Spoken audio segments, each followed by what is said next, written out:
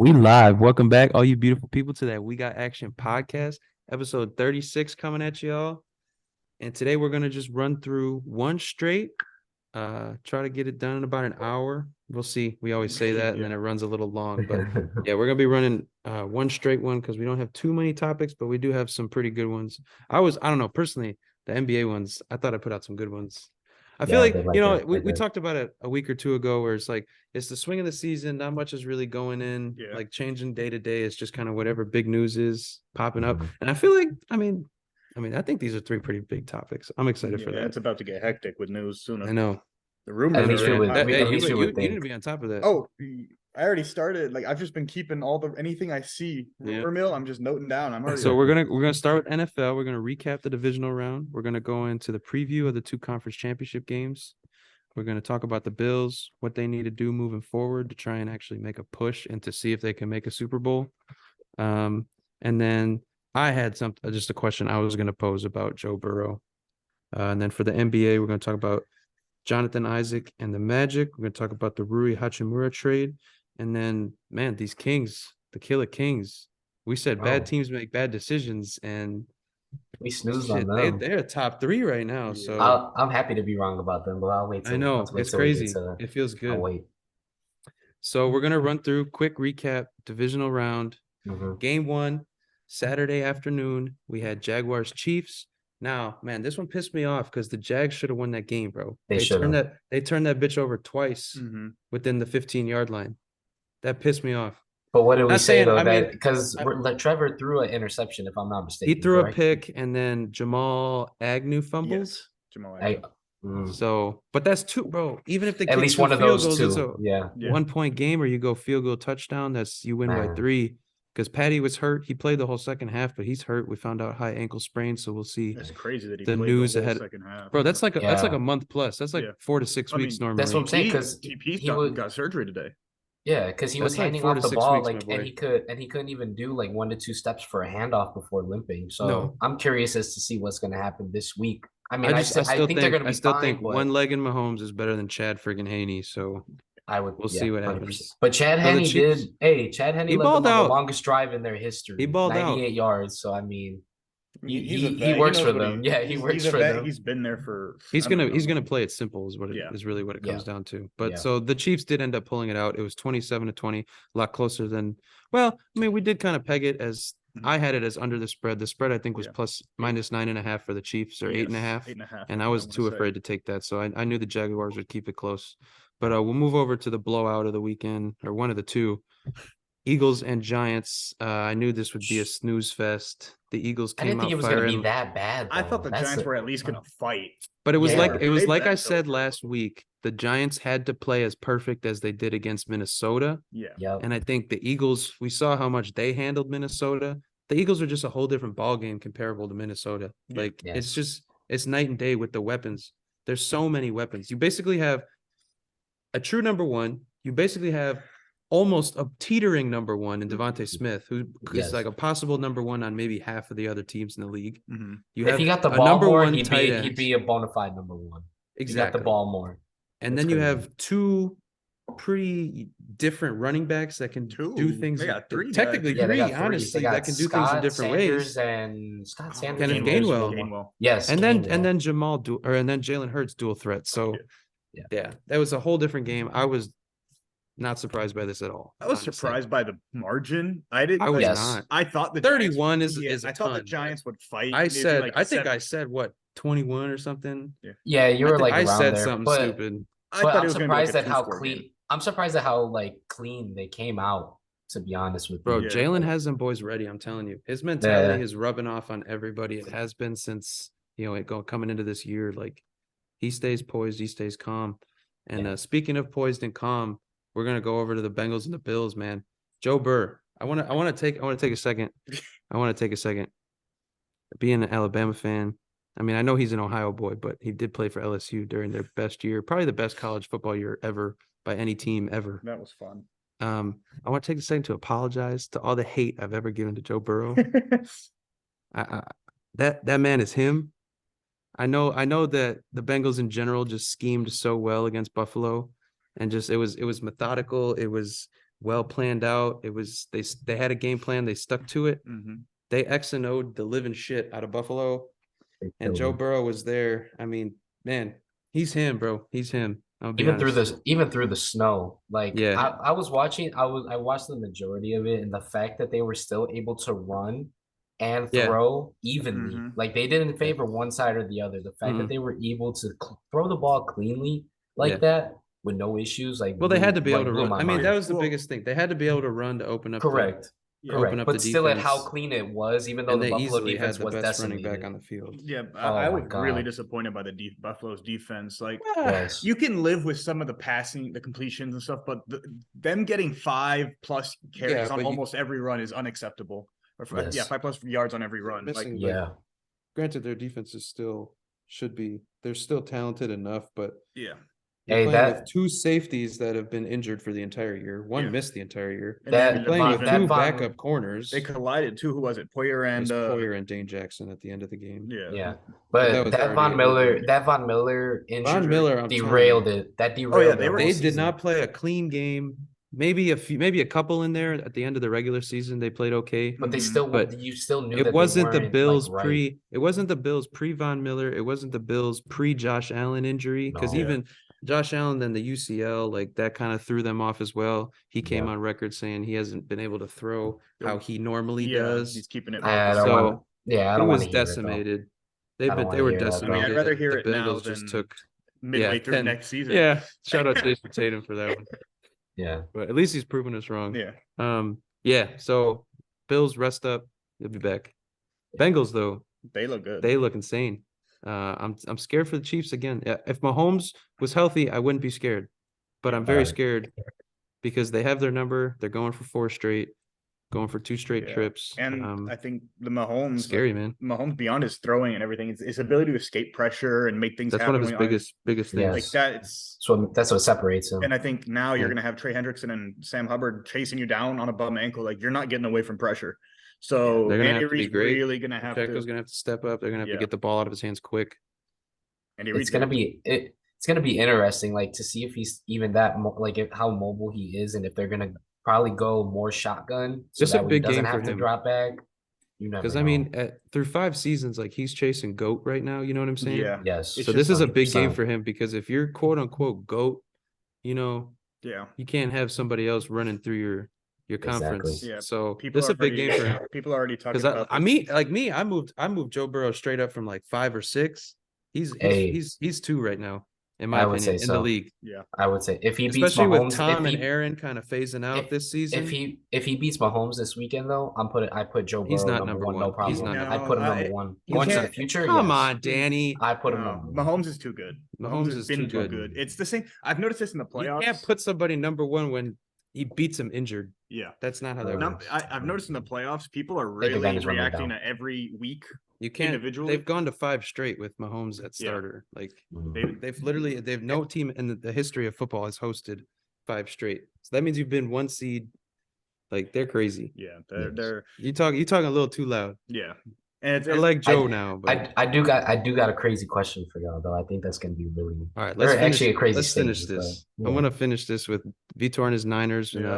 What felt like a nail biter, but you all really were never not in control. It was really weird game. It's one of those. It was your defensive game. Yeah, it was one of those. It was a grind. I think the classic Niners win. And I think I think Brock needed that. I don't think we've had one of those grind out type of wins. We've had close games, but they've been more shootouts. I think he needed to experience this type of game. And he led the drive at the end of enough, Dak threw the pick, which led to the McCaffrey touchdown. But... Yeah, and I mean, the run game in the second half specifically was really good. But they did. The Cowboys did good locking down the receivers. That's what I'm saying. The Cowboys played a hell of a game. Their defense was literally just praying, can this offense just get us a score? And you look at the difference. The Niners got a couple scores. Yeah. They capitalized off the turnovers. The Niners, I don't think you guys had a turnover. We had no fumbles, and Brock protted the ball. And I think that's the difference. He had a couple risky throws or a couple risky situations. Right. There was the one that hit who was it? Shoulder pad, DeMarcus Lawrence's shoulder pad. Oh yeah. He hit his arms and he just couldn't make the catch. But that I feel like is the difference between what Jimmy was doing and what Brock now can do is protecting the ball, making smarter decisions. You know. Jimmy under that pressure might have thrown something, forced something. Yeah. Not saying it would have happened, but yeah, I think his track record was Brock is more better inevitable. Favor. Forcing his throws. I think he's like, and then we saw it in that one. Was it end of the half maybe for the field goal where we ran one more play with like I'm gonna say 7-8 seconds and nobody was open and he almost took it too long, but he was able to throw it in time. And with 1 second left. That's where Jimmy panics and makes a mistake that costs us those 3 points. Exactly. So going in. Oh, I do want to say one thing though. Whatever the Cowboys and Mike McCarthy did Zeke really dirty on that last play. I don't know what they were doing. Brown too, who got hit. Yeah.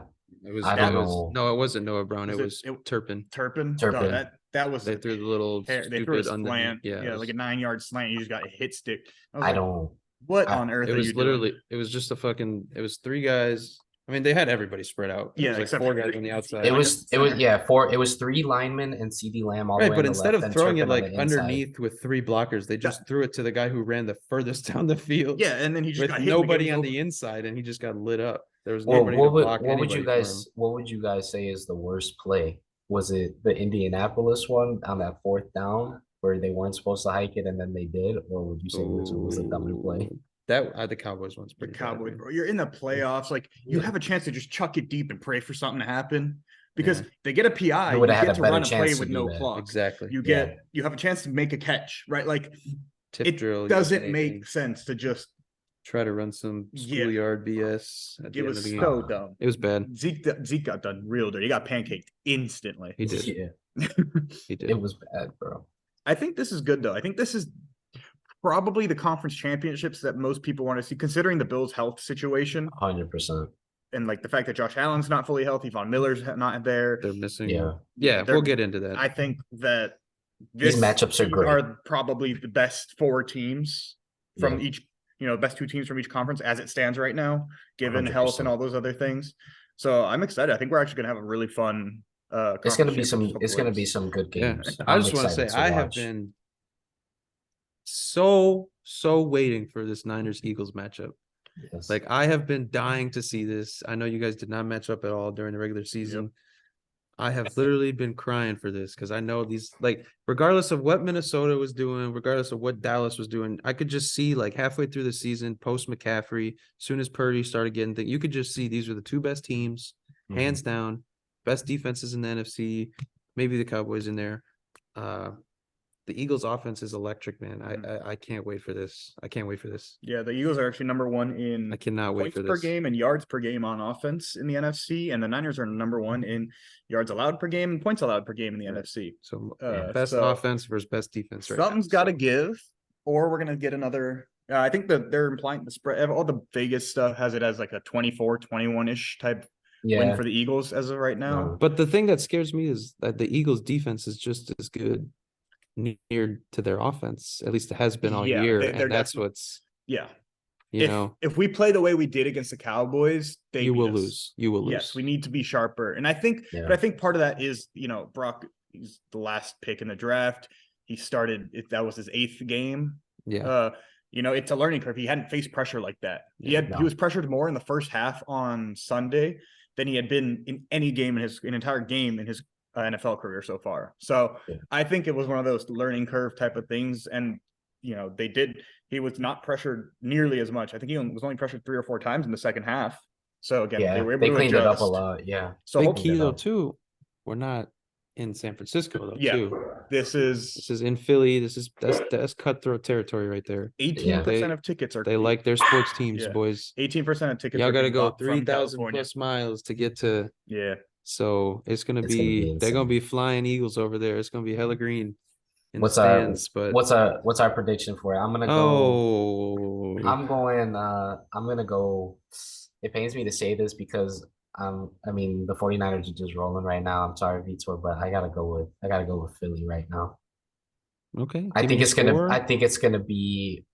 honestly gonna be like 27-20. So 28-27 Eagles. I think Eagles win by 1. Oh, wow. Okay. Go ahead. I mean, I'm taking the Niners, obviously. Score-wise, it's tough Because I could see it going either way. I can see a repeat of this. That's Cowboys what I'm saying. I can see a low scoring game versus I do not see a shootout. But like it's weird. I think both teams are susceptible. The Eagles' run defense is a little bit sus. Yeah. So I'm confident that our run game will be able, especially if we can get positive gains consistently.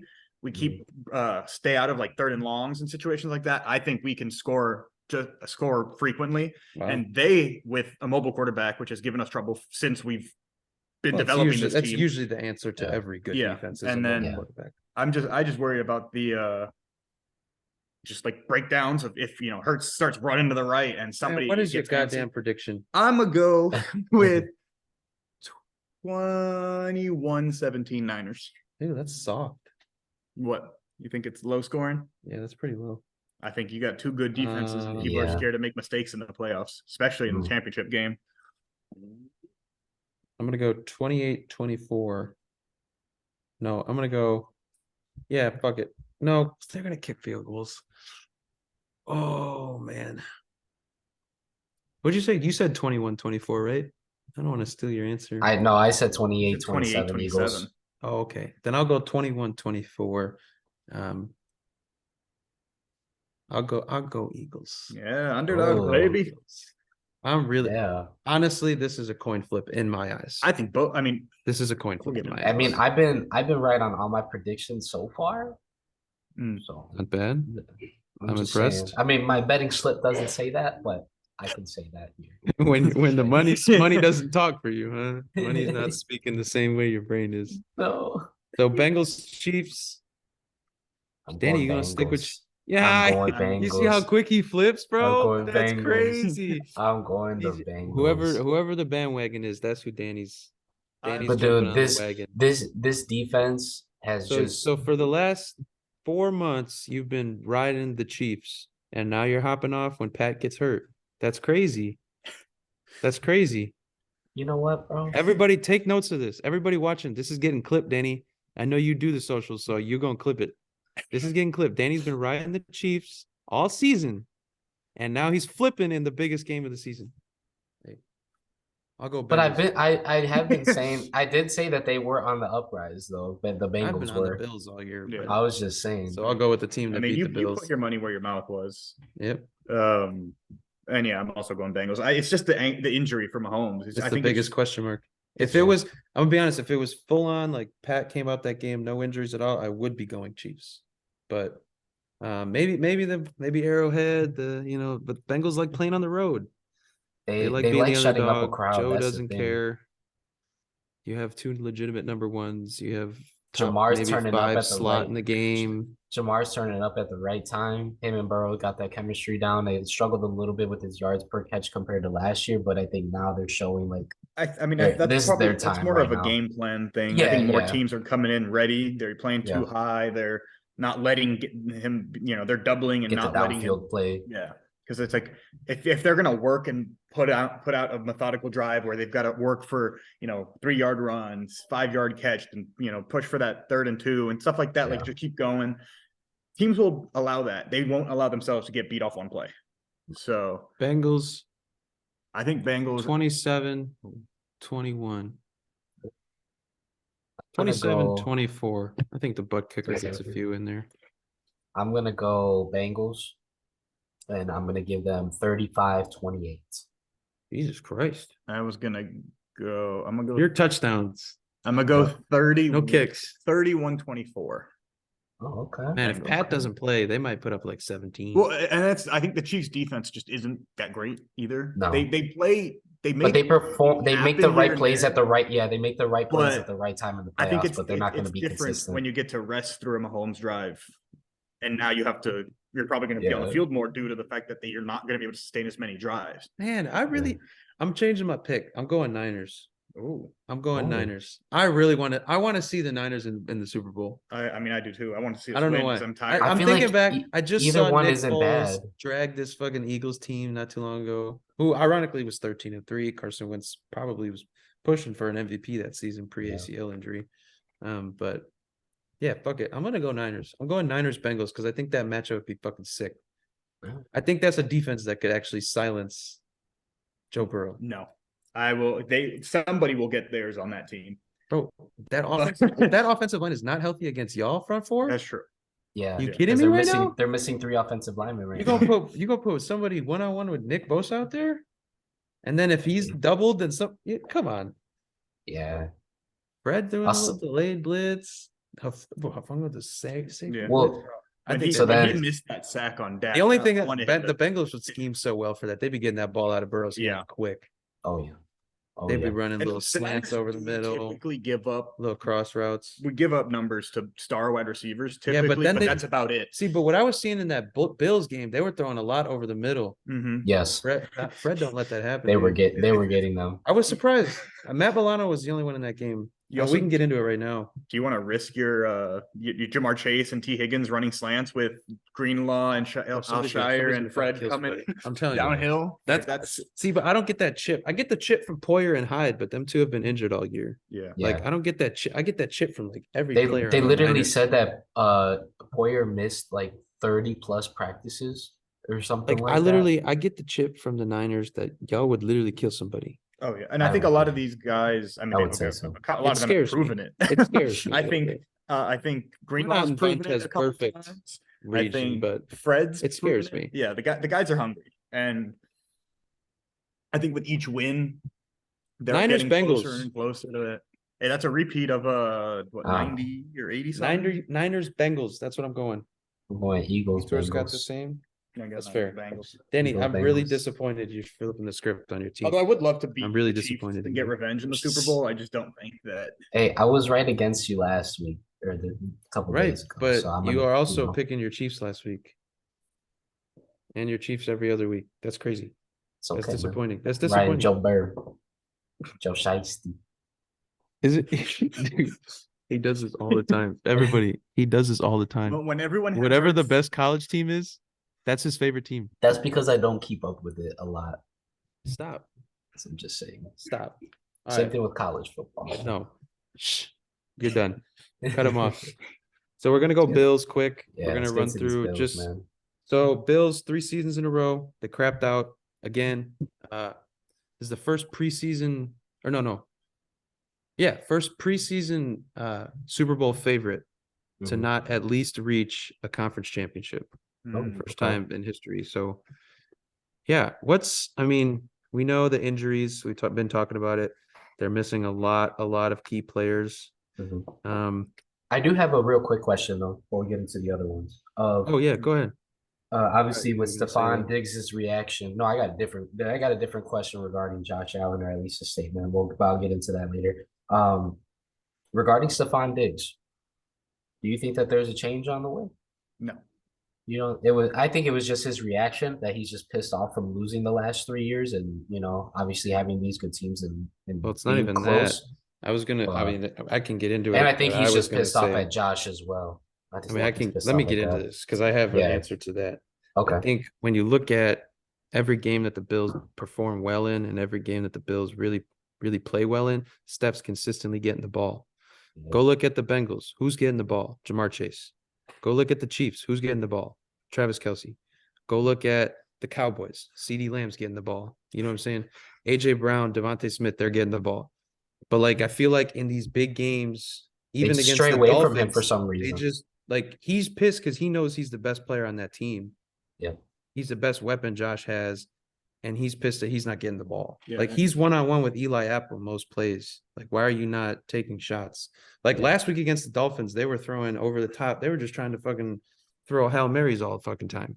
And now it felt like they didn't do that at all. I get that the conditions are different, but he's just pissed off. He's not touching the ball and can't influence the game. And I'd throw to him fucking 15 times a game, honestly. I feel like it really gets into the same thing of of what we talked about with the Chargers. It's just but for the Bills, it's just these moments they get away from what got them to where they were supposed to be at. How many times did fucking Singletary touch the ball? Well, that's what I was gonna say. Is that they know what I'm saying? He was down. He had his best year in his contract year, and then he barely touched the ball the last game. Cook was running the ball, and Odell would have made a difference for them too. Odell would have made a big difference for them. Where James Cook he got a handoff or a short screen or something, and he stepped out about a yard or two short of the first down marker on a second down play. And that moment on, I was like, Bills are going to lose because like they just you need to fight, and I think that's part of what made Stephon so mad is that I think he was fighting his ass off on these routes. He was breaking, he's in the snow coverage. Yeah. Everyone knows that he's the number one option on that team, so he's gonna have to fight to get open, and he's doing it. He was open on a lot of plays. What Josh something throw to him, Josh threw to him, and threw low. Yeah. He was, and there were even videos of him saying, like, looking at him, like, why are you throwing the ball so low? I mean, obviously that's the injury as well. The injury and the weather. He's honestly like post injury. You've seen him underthrow a lot that he's not used to. I think that was just the Bills just weren't even. They didn't feel like they were fighting the Bills. No, it was trash. The Bills when they were roaring, they felt like they had something to prove, right? When they were winning games like 30-10. Well, that's what I was going to say. They could beat anybody at will. They were healthy, but they were playing like they weren't. They were playing like they had something to prove, and I feel like that. I feel like they let the whole injuries and everything, and maybe DeMar Hamlin, like after maybe that, it gave them a boost and then took the wind out their sails afterwards, like because that's the thing, like you can only run on that emotional high like so long. Yeah. And for them, I think it happened at a bad time because it was literally the second to last game in the season, and then to expect it to at least last you all the way through the playoffs, I think was something that was unrealistic, in my opinion, that you can't expect your team just to run off of that. Granted, it was a great, obviously it was a great run for them. They did whatever they could for their teammate, but at the same time, like expecting that to hold you all the way through and get you to a Super Bowl, I don't think that was something that was realistic at all. I really don't. I think when you look at the weapons, like I was talking about at some of the other top teams, like they're definitely lacking when it comes to weapons outside of Stephon. I mean, Vitor's been saying it all year. Gabe Davis is a true 2. That's it. Yeah. That's it. Like, he's not like T. Higgins is a borderline 1. He probably is a 1 on 25 other teams. Yeah. Devontae Smith is a 1 on maybe 15, 20 other teams. Maybe this gets them to sign Odell. Well, I mean, if you look at the teams that are left in the playoffs, I'm saying with right Stephon, now, it's weapons on weapons. The only team that really doesn't have like the weapons is the Chiefs, but they have Mahomes and they have Andy Reid, right? So that makes sense. Yeah, but I'm talking about the number 2s, right? We have Ayuk as our number 2 receiver. He can be a number 1 on a lot of teams. Devontae Smith, number 1 on a lot of teams. T. Higgins, number 1 on a lot of teams. And then the Bills got Stephon. I think you guys have like the worst weapons, maybe. I think all around comparative to the Final Four. I would say except for running back. Overall, our weapons are better than the Chiefs. Yeah, probably. The other 2 are ridiculous. I would say more versatile for the 49ers than especially like I don't know if the Bengals are as deep. Yeah, I think but what they have at the top. I think McCaffrey is a huge difference compared to any other of the running backs left, though. I think he's miles ahead of anyone left. But that goes to show you the value of the running back position overall, right? Most teams, other teams, most of them didn't even make the fucking playoffs. Yeah. Most of the good ones, anyways. And that's a good thing for them too, though. That he actually, obviously, he was fighting the injury bug a little bit earlier in a couple, 2 out of the last 3 years or so. But like now, actually staying healthy, and actually having multiple weapons, so where he doesn't need to. Get all these touches or anything like that. I think that's part of it. That's the biggest thing is that the Panthers needed him every play. If they didn't use him, they weren't getting anything. So saying that, if you're the Bills, do you go obviously get a running back, maybe Saquon, David Montgomery? You can maybe looking at Bijan Robinson late in the first round. I think you get have a true running back to try and complement Josh Allen having to not only throw 40 plus times, but also run 10 to 15. I think that's a very unhealthy balance where you're looking at a 10 to 12 year career. I think in free agency, I don't think that they need to worry about anything defensively. I think as long as Vaughn comes back healthy and everybody comes back healthy on the defensive side, it's a top 5 defense when fully healthy, but again, injury bug all season. Yeah, and then I think offensively they need to at least get another wide receiver tight end. I agree. They're fine with Dawson Knox, but I believe that they need at least another versatile wide receiver. I don't think Cole Beasley, McKenzie. I mean, Shakir has potential, but they didn't involve him enough. Yeah. Fun fact, actually, he's engaged to someone, a friend of my sister's that they went to like middle school and high school together. Yeah. Whoa, buddy. So you got connections coming down the line soon. Yeah, but he's we don't. But I think too, they need a running back. I think it's the offense. Well, I think when you look at what the Bengals did to them, they let Joe Mixon be a workhorse and then moved off of that. You know what I mean? Whereas the Bills couldn't do that. Yeah. No. And I don't even know do that with Devin Singletary. No. I think their offensive line wasn't good enough in both pass block and run blocking. I think they were getting beat a lot. And I think all season they weren't that great run blocking. They had moments. They don't run the ball. But they don't, and that's part of it. That's literally that offense is not I think that was their weakness, like going into that was their really big weakness. Yeah, I think their offensive line needs work because you need to protect Josh Allen because he's already going to be running a lot regardless of. He got sacked 7 times in Miami. Was constantly under pressure with regardless of plays breaking down, he's going to be running, right? So he's already going to be a high injury risk. And you don't want him taking unnecessary hits, protect him. That's your franchise. So I think to me that's the number one priority. I think if you can draft like a Bijan Robinson, you 100% go for it. Yeah, you have to. He's projected late first. Yeah, well, he's actually creeping up the boards because of the lack of running back value in the draft and the. I know a lot of teams don't like taking early, but the fact that if you get a running back mid, I think the season might have opened up eyes too. And how important running back is. Yeah, and I mean it's a salary thing too, right? Do you want to pay Saquon 14+ mil, or do you want to draft Bijan Robinson and pay him a couple mil? Somebody will pay him, right? But the thing is too is that the coaching staff has to be. Well, the thing is maybe if they do get a better running back, that they are able to actually commit more to the game and more of an even game. And I think the fact that you couldn't really rely on a Devin Singletary on a James Cook, it just makes it so.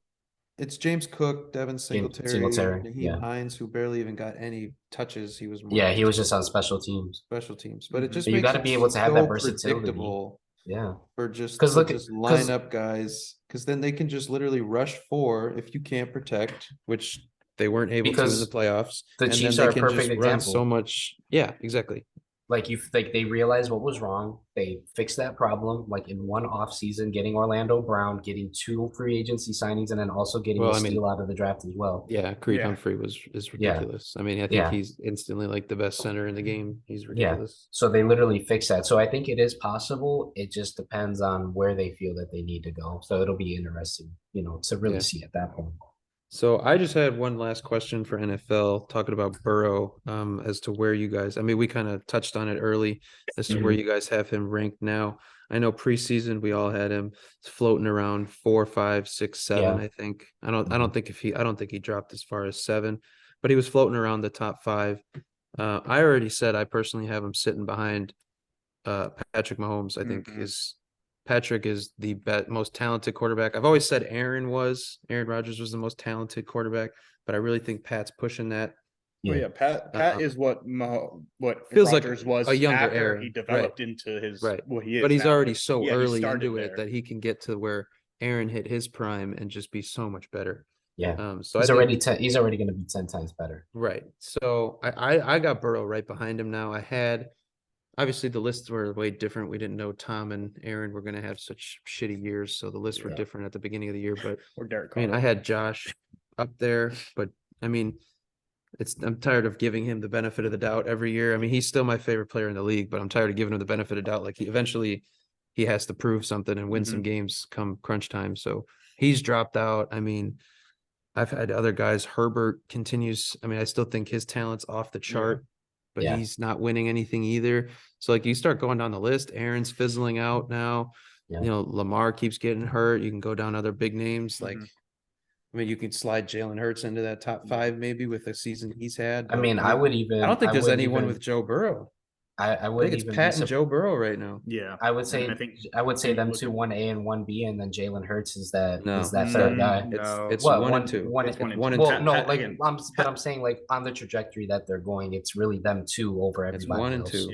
Yeah. I'll still give Josh Allen 3rd. I think. Yeah, 100%. Like I think Hurts has had a great year, but I think when we break it down, his jump is crazy. I don't think any of us maybe had him top 10. Break down the quarterback play alone. I think he jumped into 5. I think you can't really consider him a top 3. I think if he does this again though next year, you have to. All he's got to do is just if the pocket passing continues to improve, or passing in general, accuracy and decision making, things like that. there's nothing to question because, and that's the thing with mobile quarterbacks, right? Is typically they're less accurate. They're more turnover prone. Yeah. The only problem I have with Hurts is he doesn't have the freakish throwing ability that the top three do. Yeah. You know, and that's also the problem I had with Burrow. Like, he's not like freakishly, talented like Pat and Josh and Herbert can do those stupid things, but like he's just so clean, so smooth with it. Like, he gives me more of like a Peyton Manning kind of. Yeah, a lot of people now are more methodical with it. You know what I mean? Whereas, like, obviously we want to constantly compare Pat to like the early Aaron Rodgers. Yeah. I don't quite think there's been something like Josh Allen at his size and ability to run, but he's obviously they're both prone. That's true. But Pat and Josh are both prone to those bad decisions, and that's where I feel like you get into that with Joe Burrow, is like maybe he doesn't have the ability, but he does everything so clean, so crisp, so smooth, so to a T. Like, man, that almost touchdown pass to Jamar Chase at the back of the end zone, 3rd and 10 from like the 20-something. Oh my God. I mean, that was on a dot. Mm-hmm. Now I do have so clean.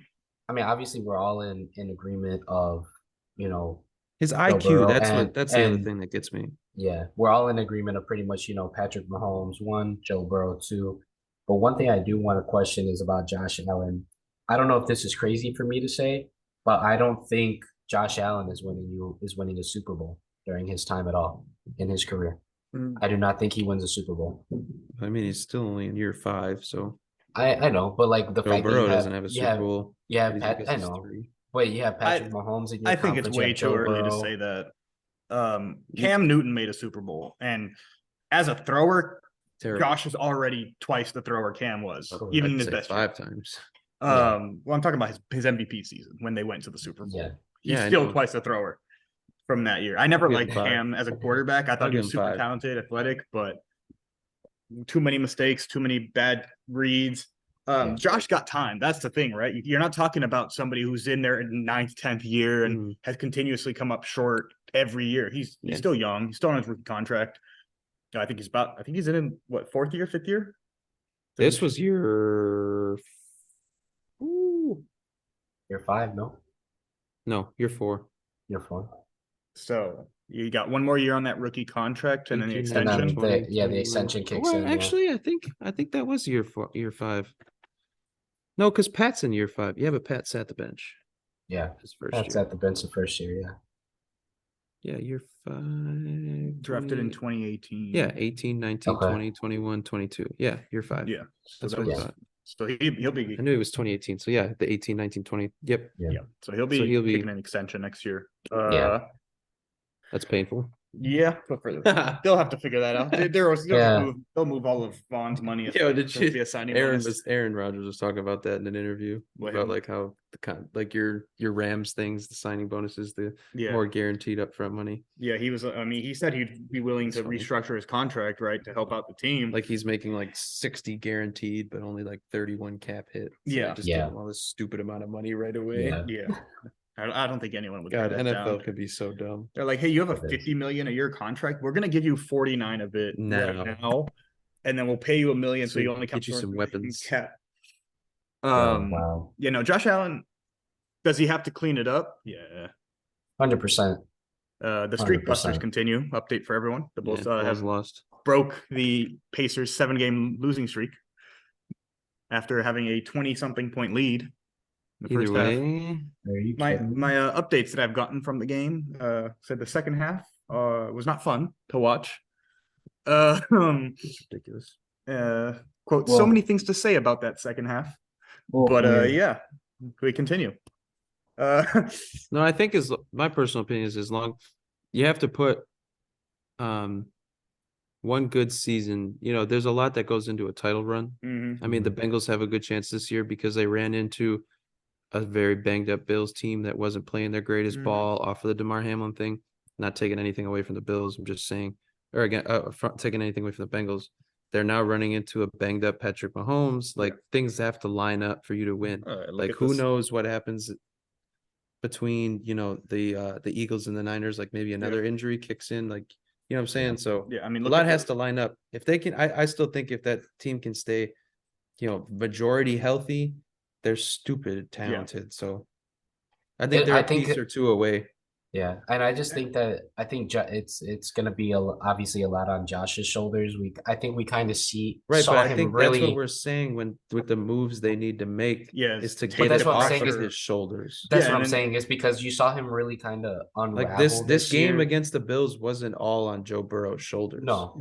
They leaned heavy on Joe Mixon. That's because I feel like you got to be able to do that so he can actually like relax. And because there's a reason he turns the ball over so much is because he knows he's dropping back 50 times, and if he doesn't make a play, they're never going to fucking score. It's not like he's turning the ball over. He's just that good. He makes so many plays. He's forcing it because he has to. You know what I'm saying? Like he'll force the ball into triple coverage, but then he'll drop that dime into Gabe Davis in the corner of the end zone. Yeah, and then you're in awe. They need to get him help. Yeah, for sure. Like Diggs is there, but I agree the weapons beyond that are not as potent as even maybe some of the teams. I mean, I would argue the Jaguars have more weapons. I mean, we're not even talking about Calvin Ridley coming back next year. That's crazy. They're going to be insane. I forgot about that. So, I mean, I think some of the teams in the top 8, the Cowboys do. I mean, you can go up the line. Maybe they're probably honestly bet only the Giants. Oh, here's a question. You know what I'm saying? I think the Bills only have better players than the Giants. Would be like weapons, like skill players. You know what I mean? Yeah, Diggs because in reality on the Giants it's really Saquon on the offense. That's the most explosive that you can really count on. The Cowboys don't have too many. I would you could make an argument over the Cowboys, but I think the other 5 I think is like if Pollard's healthy and he resigns, then they are still ahead because I think Pollard and Lamb they're similar outweigh just pretty much Stephon. I would say Gabe's there. Sometimes Dawson's a decent shout. You can't have players that but are it's there just the running back for me is just so like you have no true back, and that's so tough in today's league. It's different when you have 3 running backs on your roster, but it's different when you use them compared to how the Niners use multiple backs, how Miami use multiple backs, the Eagles. It's different when you have that, but when none of them are effective, you can't win like the reason the Niners and Eagles have several running backs on depth chart is because they are running them. Exactly. You have the Bills had 3 running backs and they would combine for 8 carries a game. Josh would double that in a game. Yeah, it's been bad, but I'm excited for this weekend. Yeah, I can't wait. I cannot. We'll see whose predictions are right. I'm so excited. And then we'll talk about the Super Bowl and things like that. Obviously, after the games are done. So again, the games are going to be Sunday. We'll be all locked in. We're going to give our predictions. We're going to give our clip out. We'll get that up for you guys on Friday or Saturday of this week. So that way you guys are able to see it there. Next thing now, let's get to the NBA. We got 3 things specifically for the NBA. One of them on a player comeback, Johnathan Isaac, Rui Hachimura going to the Lakers. So I'm pretty sure we got different opinions on them than the Kings. I know we were definitely not high on the Kings. Crazy, bro. Crazy. But I'm glad they shut us up. I'm really glad that they are building the culture going forward. So Johnathan Isaac, though, makes his very long-awaited return. He was almost 3 years. He was last on the court in August of 2020 until he tore up his knee, unfortunately. Exact. So he was 22. Now he's 25 when he came back yesterday. So that's kind of crazy as well. But what's our thoughts on him and the Orlando Magic as a whole? Exciting, man. The Magic or Johnathan They're Isaac building something. They're building something. I'm more scared of the future. I think the Magic have a better future than like Houston, the 100%. Thunder, the Pistons, the Spurs, like all those other teams that are in tank talk. Yeah. Which I mean, when you really look at the standings, I'm pretty sure. What are they? 4.5, 5 games out. Yeah, they're not playing bad. Like they're close. Yeah, they are not playing bad by any means. And they're not good. They're 18 they're not good. So they're 5 games out. They're about 4.5, 5 games out from the Bulls, who are at the 10, who also just dropped again. They're 4.5, so then they'll be 4 back. Yeah. But like at that point, they're stuck. I would just tank personally and get another top 5 pick. But like they have so much talent. It's bro. And now they're back into that and length. I think that's underrated. Bro, they are building a Raptors-like team where almost everybody on that team got more versatile. They've got better shooting. They've got better spacing. They've got, I think, more talent, young talent at least. That's insane. Paolo has the potential to be. I think it's crazy. Like like, yeah, we can like the Thunder have all these draft picks, but like I feel like they're not hitting. You know what I mean? Like the Magic continue to keep hitting on these draft picks. I just think with the Thunder, it's just that they accumulate, but they're not gonna make dumb superstar moves. Like they're not gonna trade for like Bradley Beal. I would argue the Magic are probably one trade for a superstar and maybe an upgrade at coach from like making some noise in the playoffs. I wouldn't be surprised. No. Yeah, I wouldn't disagree. Do think they need to figure out their guard situation. They still really hit that. I think that's where they have that log jam or guys who are like, no one's really a clear cut. Like this is our guy moving forward. Cole and Markelle. I mean, Markelle, he could be a starter. Cole and Markelle are more two guards. Yeah, they're combo guards. And then Jalen Suggs. Jalen just needs to stay healthy, but can't stay healthy, and he's inconsistent offensively. Franz is a playmaker, but not a pure scorer that you're looking for, not the combo there. I don't think his handles are at the point yet where he can run an offense. Yeah.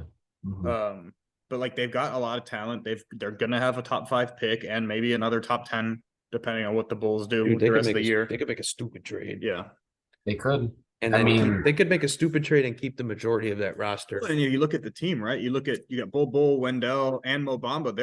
You got now they're talking about trading him now that they got Isaac back because and his minutes have dwindled over the last couple of weeks. So I think Johnathan Isaac has already proven. I mean, he played 3 or 4 games in the G League. Yeah. Pretty much averaged as many points as he did minutes, including a 30-point game in there. Put up 10 in 10 minutes. Yeah, 2 steals. And it wasn't even the offense, it was the defense on Tatum and Brown. And that's what he's been known for. And I think what he's been known for. It's a team that, like, when you're a bad team, a lot of times giving them a defensive anchor, whether it be a true like shot blocking big or that like 3-4 who can kind of guard anyone and make an impact both as an on-ball defender and an off-ball defender, I think it really helps propel them. And then you just absolutely smashed the number 1 overall pick in Banchero, who's gonna be a true superstar. So Vitor, I do want to ask you again real quick, who has the brighter future, Houston or Orlando? Yeah, I mean, Orlando's got it. I still think Houston has a chance if they can pick a direction. And they're so bad. This is stupid. But they're so bad. Jalen Green is a bust. Jalen Green is a bust. Coming off 2 40-pointers in the last week? One of which was a win. Yeah, one of which. Yeah, they get wins. They got 1 win after a 19-game losing streak. They get wins. Jesus, man. They were. No, I mean, but I'm excited for them though. They have a really bright future in a good direction now. They really do. I do agree. I think if you can form a package with a pick, a second rounder or something in the future, and then clear up one of those centers, clear up one of those guards, you can do. I think they can do some damage. And the thing is too, like if we look at, I mean, this draft isn't really deep. As again, like these last couple haven't been really deep with talent. Yeah, you can get some role players out of there, especially in the first round, but I mean, if you're not in top 2 or top 3, I wouldn't see why you wouldn't move the pick to move back down and maybe get him or anything like that. I wouldn't see why not, because you already figured I would say your forwards are already figured out. I think they're close to the rebuild being done. Yeah, I would definitely say so. It's interesting though, because they have people talk about Wemby and like they're like, oh, he's just bull, but a little bit more developed at his age, blah blah blah. Could they look to package? Say let's say they get the 4th pick. And then the Bulls end up with like 9. Could they package Bull, the 4th pick and the 9th pick to move up? Would a team be willing to take that much of a gamble, and drop, depending on who gets that pick, right? You look at the Thunder, if they get number 1, do Wemby and Chet, can they play together, right? Does that make sense? They're probably not going to get number 1. I think they've been too good, unless they decide to do what they did last year. Well, you never know. The NBA might just be ready too. Now, who knows? I mean, because they could legit have 3 7-footers. They could have Alexei, they could have Chet, and then you could have Wemby. Yeah, you're 3, 4, and 5. That'd be so stupid. Putting Poku in that conversation. Fucking whatever long ass Shea. But I'm happy for them though. Paolo, I think, is going to be a superstar in this league. Yeah, shout out Isaac, man. Yeah, he nailed that. Because we all called Jabari, if I'm not mistaken, for number 1, right? Well, that was all the talk. We did.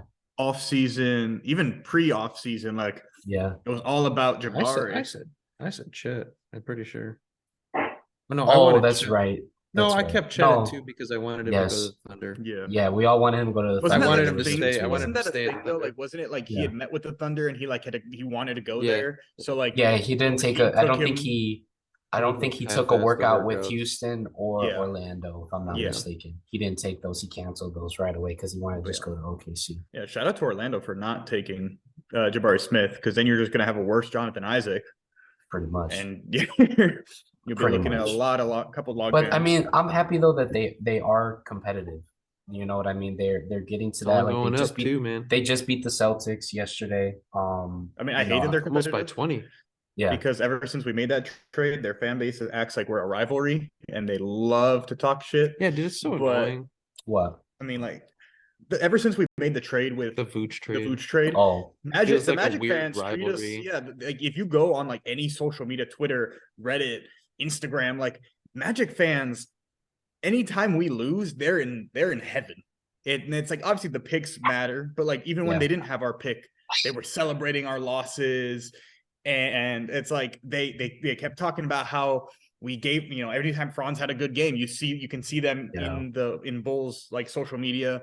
And I am still sad about that. We're not rivals. Same. Y'all are so excited, and y'all are still the third worst team in the East. Yeah. Like step back. We might suck, but we suck for our own reasons. No, we suck. Yeah, we just suck. DeMar sucks. We shouldn't be four games away from them.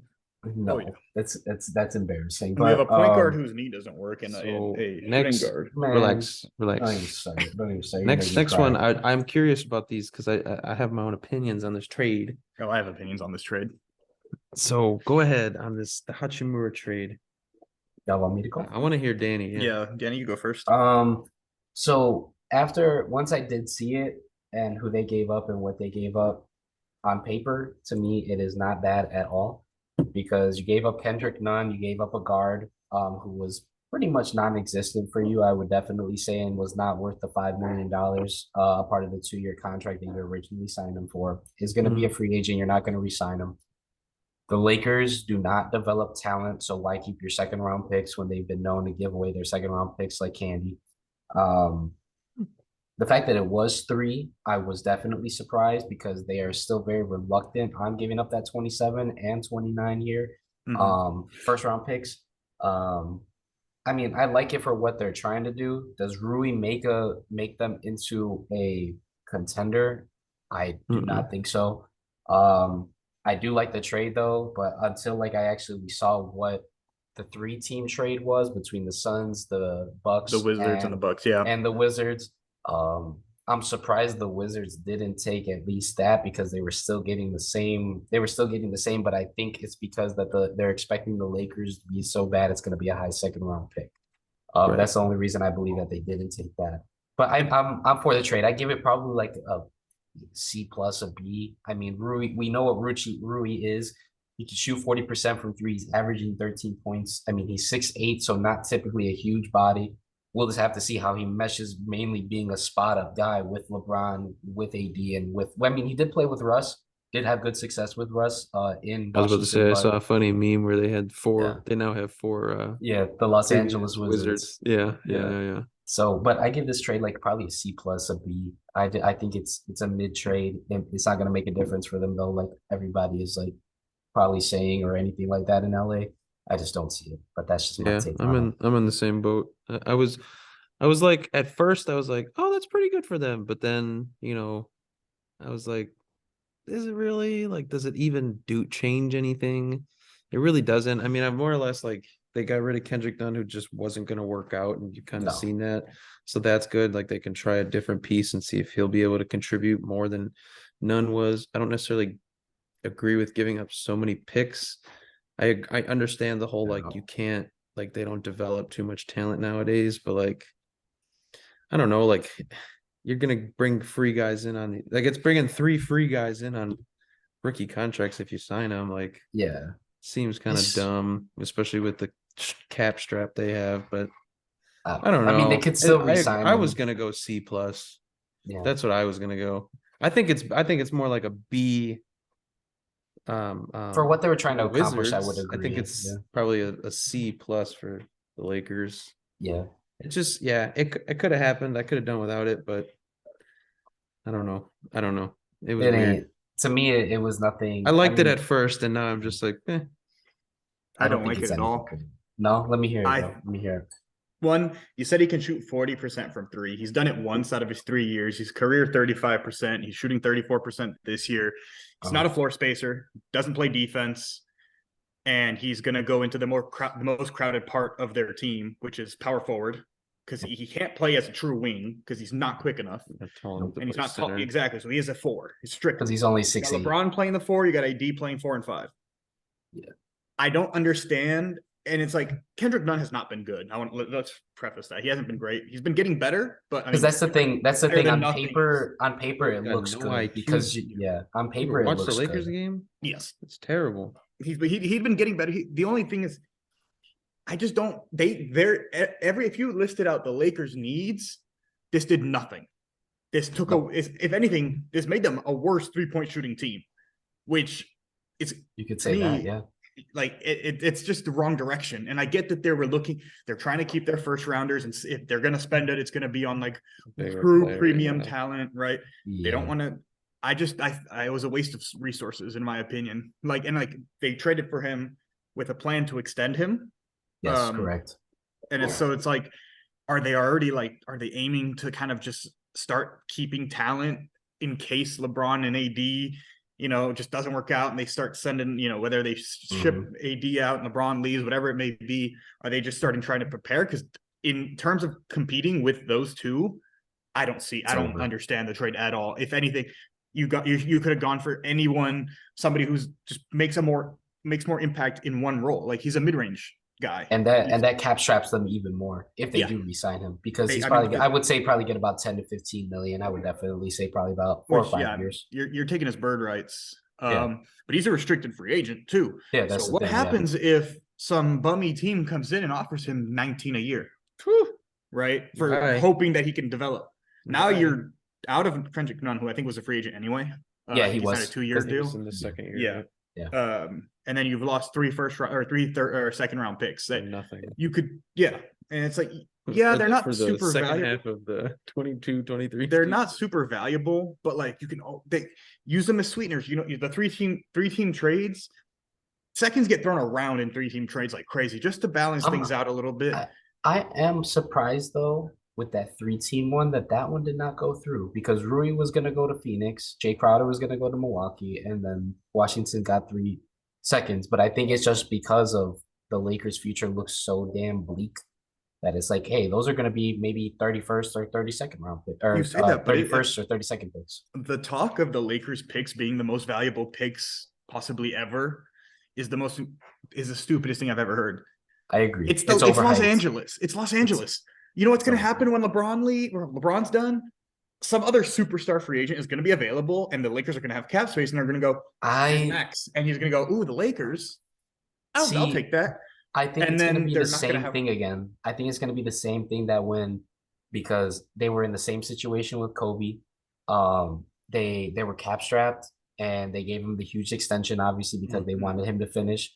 And then they were bad for 6 to 7 years. Yeah. But I do agree I do agree, though, something along those lines is going to happen, but they're going to suck so bad because they gave away all their picks. I think it's going to be valuable, not the most ever. We just have to see on the talent. It might be bad enough. But they don't own any of their fucking picks. It's 27 and 29 too. Like, who's to say what's going to happen that far ahead? Like, you can't call that super valuable. If it's next year's pick and they're if you have the Rockets pick right now, you're the happiest camper ever. Yes. You can't predict what's going to happen. LeBron has pull. Los Angeles has pull. I just don't. But I do get what they were saying though, because I mean the fact that LeBron's not going to be playing. The Kobe thing was different though. He was making 30 million when 30 million was like heinous. Correct. And not only that, they didn't have an AD. They didn't have 47 million coming off the books in the summer in Russell Westbrook. I just don't really. I think it's LA. I think people are hyping up the fact that these picks are going to be so good because LeBron's going to leave, AD's going to leave or retire, and they're going to be garbage because they're going to have no one. No, they're going to sign people, and they might not be great, but they're not going to be first, second overall pick bad because they're the Lakers. It'll be interesting though to really see how all of that pans out. I don't even know. I think their picks are. I've never seen draft picks with no with no like determination be so valuable. I wouldn't even say too of like no context because you don't know what the hell's gonna happen. It's one thing when you're the Bears talking about your first overall pick in this draft. That's valuable. That's really valuable. Yeah. The Lakers picks mean nothing until the lottery happens, or at least the season happens, and they're at least like a year or two before. We're 4, 5, 6 years away. Bro. Yeah, you have to be in 2025 to have an idea of what the Lakers might look like. You don't even know who you could draft. You're looking at middle schoolers right now. This is why the class of 29 and all that's so important. Like it's the class so of like dumb. 26 is so important. Shut up. It's so stupid. You get the pick, right? You get the pick. It's third overall, and it's a draft like this year where it's top 2 and then the rest. Dude, exactly. And then you're like, okay, well, I guess we'll take this guy and hope he pans out. Yeah. Already, your trade was a loss. So I don't know. The Lakers are just they're being so stingy, both with the picks and with the moves they want to make. They're like too good for certain players. Yeah. Who are available. Like you could throw a first at Bogdanovich. Dude, is there like they need like a franchise reset button. They just go back to the main menu and start a new franchise. That's called Bronny getting drafted and LeBron going to play with him. That's the only. I like Bronny though. I think he's looking like a solid player. He gets a lot of hate because he's LeBron's son. He's looking like a solid player, bro. Superstar. He can shoot. He can play make, and he's got stupid bounce for 6'3". I love his playmaking. I think he has his dad's vision on the court. Oh, yes. So, and I think that is LeBron's smaller, most valuable guard size, which is what kind of hurts him a little bit. Yeah, but I mean, I think Bryce is gonna be dirty though. Yo, that boy's huge already. That boy got his dad's size already. Yeah, he's 6'6" already. I think as a sophomore, is he freshman? He's a freshman. I'm pretty sure he's a freshman. Man, that's who the Lakers pick's gonna be drafted in 2027. Imagine. Oh, James is in the front office. Imagine. No, but yeah, I think nothing's gonna change from here. I'm glad that his kids. Bronny did get All-American, selected for the All-American game, so I think that's good. But I think it's awesome. Like to where you're getting on. I agree too, Vito, with like where you get on like that he gets too much hate. Like he's not the number 1 option at his school. Well, which is the thing. But he's still performing. People have been saying like, oh, if he wasn't LeBron's son, nobody would talk about him. Blah blah blah. Like he's not the reason people like. If he was just another player, people would be talking about him as he's a good high school player and his college decision is important and he's probably going to make an impact wherever he goes and he has true potential to be an NBA player. Because he's LeBron's son, it goes one way or the other. People are like, he's LeBron's son, you got to take him. Or he's only popular because he's LeBron's son. I think he's going to be. I definitely don't think he'll be a one and done in college. No, I think it depends where he chooses to go. It's also going to depend on what his dad's forcing him out. If his dad's like, "Yo, I'm getting kind of tired. I need to play with you, boy." but I definitely think though, if he did one and done, a 2, 3, 4 year guy, honestly. And I think too that if he were to do one and done, I think if he was a one and done, he'd be probably a second round pick, maybe even a late first if somebody really wanted to take a flyer on him. I wouldn't be surprised. I mean, that's where he's been projected so far, but like I can't project someone who's not even in college yet. That's crazy. To be drafted. Yeah, I wouldn't be surprised. Look at Emoni Bates before last year. Bro, that's he's done. He scored 29 straight points today. I was about to say. I mean, now think that he's a back second to round being pick, the number 1, that boy, dude, he can shoot the cuff out the ball. The problem is it's what you said. He plays like he needs the ball in his hands and he needs to be able to chuck up shots. And that's not going to happen in the league. Yeah, if he wants to be a good player. Sounds like Jalen Green a little bit. Yeah, I mean, I feel like that's probably his comp, right? Weird. But let's get into our last thing. One's projected second round, one went number 2 overall. So Emoni did score 43 on 15 of 23 shooting he's only averaging in a loss. 19 or something. Yeah, he's only averaging 19. Toledo. 14 and 6 Toledo. He's at Eastern Michigan. He's not going to play. Yeah. No, but that's what I mean. Yeah, he did put up like 30 some early at like one of their first games against Michigan. Dude, that boy, his release is fucking. It reminds me of talent, bro. Watching him, the talent is there, but he's just I don't think he's got the mental for it. He's 6'10", 170. Like he's got the dog, but I don't think he's got. I don't know, like the IQ. Sorry. Before we actually move on, since we're kind of like on highlight stuff and this is the last one. So but have you guys seen those third graders?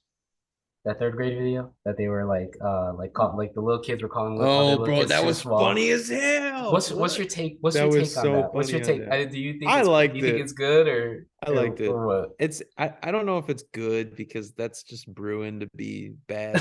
Yeah. Like, but I mean, it depends. If you stay dominating kids throughout high school, like maybe it could be good, but eventually they'll get humbled. But yeah, it's fun. It's funny. It's funny as hell. It's stuff that we used to do as kids, outside in the park or whatever it may be. And then now, but they're doing it at like organized. Now that it's transcending into the into the organized stuff, people are gonna start freaking out. And I was very surprised. I was very surprised though. Yeah, I was very surprised though at how how divided the NBA players were. Especially KD's like, hey, we did what we did the same things that we were looking up to for the other guys when we were younger. If these players are doing the same, they're doing the same thing, which I agree with. But I was just surprised at how divided NBA players were. I thought it was funny on this. Yeah, especially the little kid. He was just going like this, and it's like, yeah, bro, but for me, it was the funniest hell because there was this one just big ass kid and he bodied a rebound and he just put too small. I'm like, no shit, your ass is like twice the size of that little kid. It's like Kev's brother going up. It was literally Oliver bodying like a regular ass third grader. Like imagine when Oliver was in third grade and he was like, wow, this kid's like bigger than Billy. You know what I'm saying? Like imagine Oliver bodying Billy. Like that's I was like, bro, chill. Hey, when Mike's gonna get a laugh out of that one when he listens to this. Yeah, man, that was crazy. Shout out Billy though. Shout out Billy. Yeah, for real. But all right, well, let's get into our last thing here. So the Sacramento Kings. So I don't think we even had them in the play. Hell no. When we gave our predictions, we did not have them. Hell in the play. They are currently third. Third in the West. Third. But also a game and a half above 4 and 3 above 5. And 4 is currently playing 1. Let me see how that's going. It's crazy. Nuggets are winning by 5. So they might. And they're only 5.5 back from the Nuggets. Yeah. So our real question, obviously we've been proven wrong. I'll admit that. I'm happy to admit that because they were a dumb organization. Yeah, unfortunately. But are they for real? Or will they eventually fizzle out? Dude, I don't know. I think they're somewhere in between. Yes, I think they're a good team. They're not a great, they're not a spectacular team. I think they're fairly well balanced, though. I think they lack defensively, and then when the game gets real in the playoffs, I think they'll hurt them. Their offense, I think they have the number 2 offense in the league right now, behind the. But here's the problem with that statement: is if your offense is that good, when you're confident on offense, that confidence rolls into defense. Defense is just effort. Yeah, but so when you're scoring 130 a game and vice versa, your defense rolls into your offense. Exactly. So they don't necessarily they don't have stellar defenders. But when you can play as a unit, but they don't it's a lot different. Yeah. I don't think they're a team that's gonna make noise in the playoffs. No, not this year, but what about the future? If they can, start because they have a lot of guys who I think they're kind of at a point where solid players, right? Barnes, Herter, Monk. Davion Mitchell. I'd like to see him get more burn because I think he's a really good player. Terrence Davis Keegan Murray is still young and he shut the cup off the ball yesterday. Yeah. So his boards. They have a solid come playoff time, solid 7. Yeah. But I think this is their learning. Teams have to go through. I was going to say they're kind of in that Pelicans year. Yeah. Obviously, they're doing better in the regular season than the Pelicans did last year. The Pelicans did a lot of their damage later on. Yeah. And got momentum into the playoffs. So maybe the Kings will fizzle out. I don't think they will. I think they will sit. The thing. I actually really like the roster. I think it's I wouldn't be surprised. Of young guys, and it's a really good balance of proven veteran players. You got a championship winner in Harrison Barnes. You got championship winner Dellavedova to be off the bench. Malik Monk's been around the game a little bit. Same with Sabonis, but then you mix it with younger guys. Huerter has playoff experience with the Hawks. Right. Sabonis has. Aaron Fox is hungry to get there. You know what I'm saying? Yeah. You've got other. I really like the team. Davion Mitchell's still young. Keegan Murray, obviously the rookie. Who let Trey Lyles go for 24? What the hell? The fucking Grizzlies. Keegan Murray though has been. He's been quiet. When his shots quiet but solid. He's a bit streaky. But the good thing about him is he's a two-way guy. He can really even if he's not giving you 20 and hitting his shots, he'll at least give you good effort on defense. Yeah. I definitely think that's why I liked him out of the draft. I mean, Harrison Barnes has also been playing really well as of late. And I think he's really helped them. He's been that like third guy for them consistently now, which they needed. I think when it was just De'Aaron and Sabonis kind of going at it and them praying for one of the other guys, whether it was Herter or Monk, to just, keep shooting and that's more of Harrison's role. That's more of his role as being that third or fourth option scorer for them. Right. He's more comfortable with that. I mean, that's what he did for the Warriors. I don't think they fizzle out. I don't see it. Not in the regular season. I think they might lose in 5 or 6 in the first round. Yeah. I mean, if they keep this high seed and can avoid some of the better teams, it's the West though. Yeah, the West. I mean, currently they'd be playing who?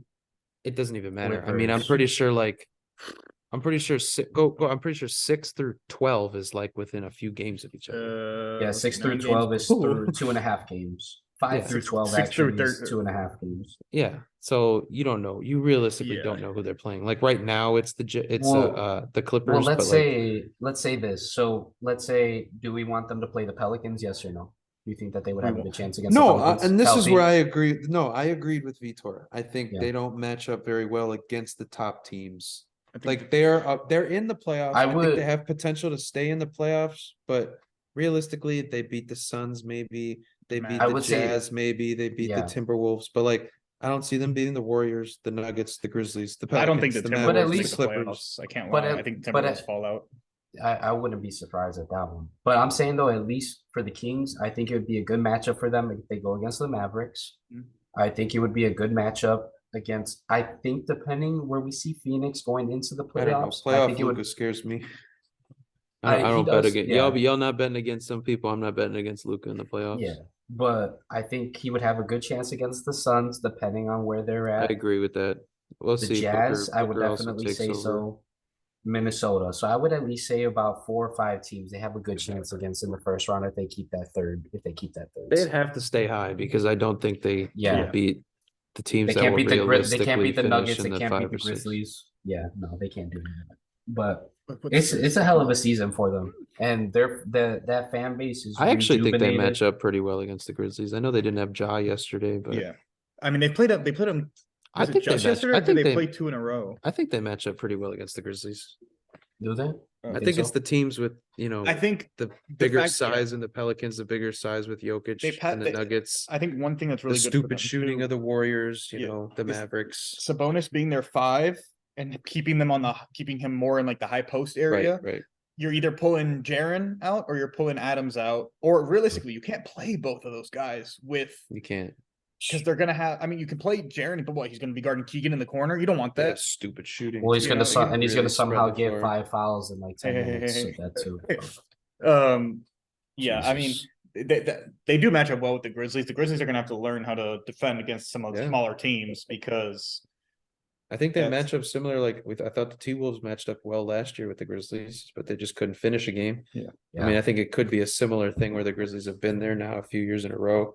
Can match up well again or can finish a game out against the Kings, but I think the Kings have some good matchups. Maybe not the Nuggets, the Pelicans, the Clippers, the Warriors. I still think the Mavericks are going to be tough when Luka really buckles down. And turns into that half court team. He's asked them to improve the roster too, so he knows they're a piece or two away from really pushing. What kind of moves they make, they could be. I think there's a lot of guys. I think come playoff times, I think the Mavericks are going to be scary again. Yeah, especially the Mavericks and the Clippers. I'm telling you.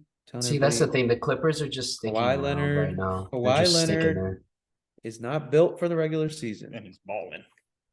He's built, because he doesn't play at the regular season pace. Yes. Like, just watch highlights of him. He's averaging 25 and a half over the last. He just shooting 50. Grabs the ball, slows it down, dribbles it in the half court, and does what the fuck he does. You can't speed him up to save your life. Like, he's going to be so dangerous come playoff time. Yeah, it's going to be. They're going to make a stupid run. I do hope the Grizzlies stay. I'm sorry, the Grizzlies. I hope the Kings stay at least stay afloat to where they're in a playoff series. Dude, that'd be crazy as shit if they finish in the top 6. Yeah, especially they were 13th last year. Yeah, later, 14th, I think. Yeah, 13th or 14th. They were really bad. So that's probably one of the biggest. I think the Spurs were 13 or 12. Yeah, it was. I mean, the Spurs are a whole other. Yeah, I don't even know. I feel bad for anyone who's got any sort of stock in the Spurs. I think it went Rockets, Thunder. Yeah, I think you're right. I think they were 13. Yeah. One team that I actually wanted to talk about a little bit, the Trailblazers. Why? Because they're ass. No shit. They're 22 and 25. Jeremy Grant overrated. I love them being ass. No, that whole team, Damian Lillard's overrated too, bro. Yeah, and I mean they're committed. Reports came out off for how long? Reports came out today 24/7 that they're looking to add to this roster to make a push, continue trying to compete with Dame. Are they brain dead? Should they move off Dame and rebuild? Should they trade Simons and then use that as their building piece, or are they just trying to focus on keeping a whole team together for once? That'd be nice. Well, that's usually what's been their problem for the last 5-6 years. Yeah, they never actually have their full roster that they build.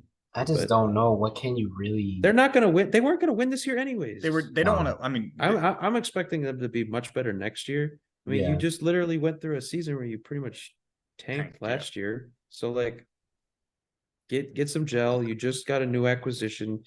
Amp has still barely ever played with Dame. Like they don't have a lot of games together. Just get some gel and see what it does. I think they should be poking around. I don't think they should be. Yeah, but desperate. I'm not saying blowing up. Is what I was. No, it just depends on what they can. What kind of. I would definitely. You can always make a team better. You can always get deeper. Yeah, my thing is like I think they fell right back into the trap that they tried to escape. Yep. With trading CJ. Yep. And now they have Simons, who's the same style, same, doesn't play defense. They have one defensive player in their starting lineup, 1.5 between Nurkic and Grant. Like there's Josh Hart. Josh Hart. But again, then you run into a similar situation we do when we play Caruso a lot. He's having a great year shooting the ball, but sometimes the offense isn't there, and then you can't. You're sacrificing too much. You start kind of falling behind, and then you need offense. You need that spark plug to come in, and all of a sudden you can't get a stop. So I mean, I had the Trailblazers barely making the play. Yeah, so I had them in the play-in, but this is. I didn't expect much from them. Again, we're still talking them only being 2.5 games away from being a 5 seed. So it's not like it's. Well, I mean, yeah, but it's the NBA on both sides of the Eastern and Western Conference, outside of like the top 2 to 3 seeds. It's so weird. 3, 4, 5, is that 6, the 7, result of the play-in? So close. Is that the play-in making teams say like, oh, we're in the play-in right now. Like we still have a shot if we can win. It's how competitive the NBA is right now. But I think do you not think a team that was not like no, obviously it's closer here. No, but would you not want to just be a 6 seed and not have to win a game or two? That makes no sense. I think it's just how competitive the NBA is right now.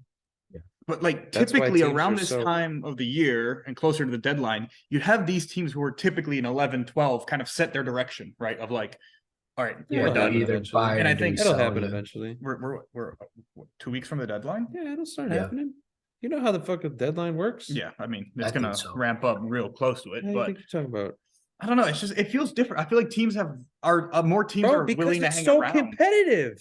That's what I'm trying to tell you. It's because a lot of them are waiting at least. A lot of people don't want to get rid of the pieces because they're so competitive. A lot of people don't want to do this stuff because the NBA is so competitive. That's why there's no team is pulling what the Warriors did or the Suns and Warriors did last year. Like running away with it. Yeah, no one's doing that. I think the Celtics are the closest thing, and the Nuggets, but even the Nuggets are close by the Grizzlies, and you know what I mean? Yeah.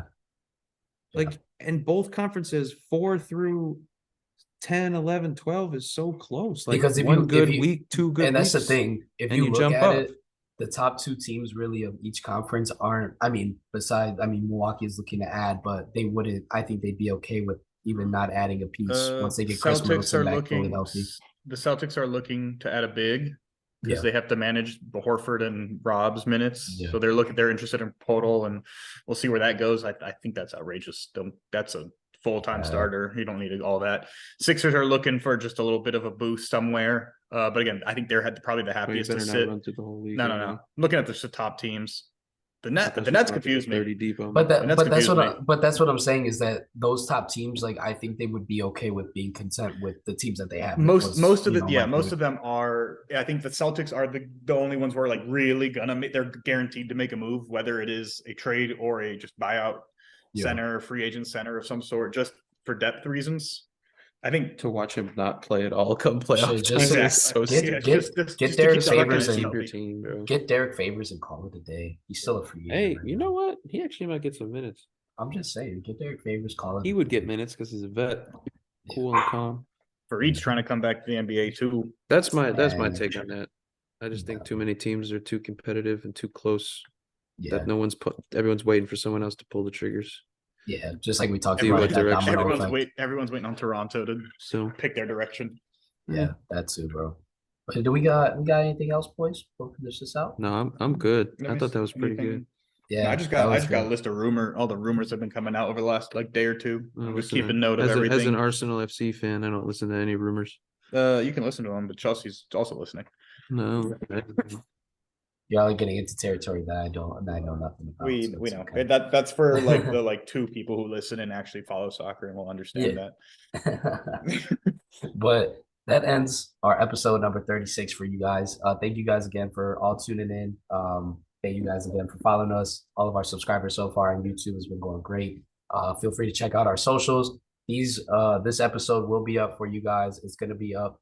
More than likely, it's going to be up on January 26th, right and early in the morning, so that way you guys can see it on YouTube, the full episode with us 3 here. And then we'll have Isaac back next week as well. Take care of a couple of things. Homework, school is important. Education is important. Go to school. But yeah, thank y'all for tuning in. We will see you guys next week for number 37. Thank you guys again for tuning in. We'll see you guys next week. See you later.